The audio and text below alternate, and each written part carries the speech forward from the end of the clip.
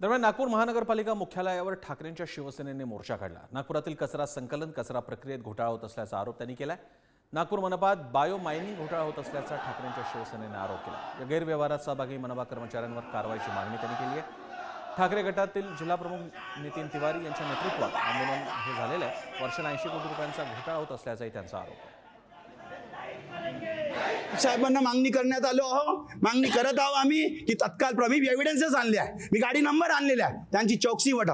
आदरणीय देवेंद्रजीच्या शहर आहे ही, आदरणीय गडकरी साहेबांची संकल्पनाच्या शहर आहे हा। नागपूरची विल्हेवाट लावू देणार आहे हा। तुमच्या आमच्या खिशातला पैसा आहे हा, सरकारी तिजोरीला विल्हेवाट करण्याचा जो काम आहे त्याच्यासाठी आम्ही आता मागणी करण्यात आलो की ह्या अधिकारी जे पीएचए डिपार्टमेंट यांची FIR करावी आणि त्याच्यानंतर पर्यावरणची NGTची इन्क्वायरी करावी आणि तत्काळ प्रभावी त्या जिंकमाला निलंबित करावा आणि त्याच्याकडे रिकव्हरी टाकावी अशी आमची मागणी आहे।